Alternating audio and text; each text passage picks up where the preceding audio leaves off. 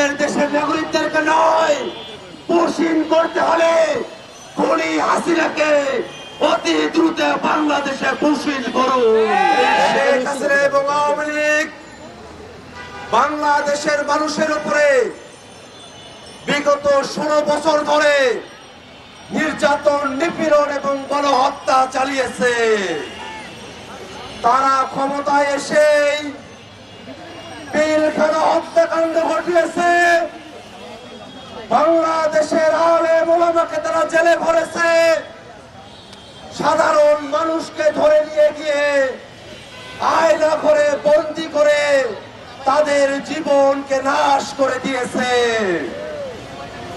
তারা শাপলা গণহত্যা ঘটিয়েছে।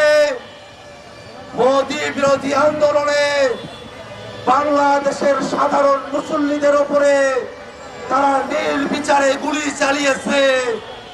সেই আওয়ামী লীগ 24-এর অভ্যুত্থানের সময়ে বাংলাদেশের জনতার উপরে নির্বিচারে গুলি চালিয়েছে।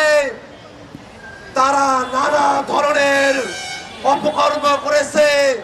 বাংলাদেশের মানুষকে তারা গুলি করে ক্ষান্ত হয় নাই, লাশগুলোকে পুড়িয়ে দিয়ে নৃশংস কায়দায় তারা বাংলাদেশে গণহত্যা সংগঠিত করেছে। যে আওয়ামী লীগ এবং শেখ হাসিনা বাংলাদেশে গণহত্যা সংগঠন করেছে, সেই শেখ হাসিনা এবং আওয়ামী লীগকে ভারত সরকার ভারতে আশ্রয় দিয়ে বাংলাদেশের মানুষের বিপক্ষে অবস্থান নিয়েছে। আমরা বিভিন্ন সময়ে খেয়াল করি ভারত সরকার এবং তাদের বাহিনীগুলো তাদের দেশের নাগরিককে বাংলাদেশে জোরপূর্বক পুশিন করছে। বাংলাদেশের সীমান্তে ভারতীয় মুসলিম নাগরিকদেরকে পুশিন করে বাংলাদেশে তারা পাঠিয়ে দিচ্ছে।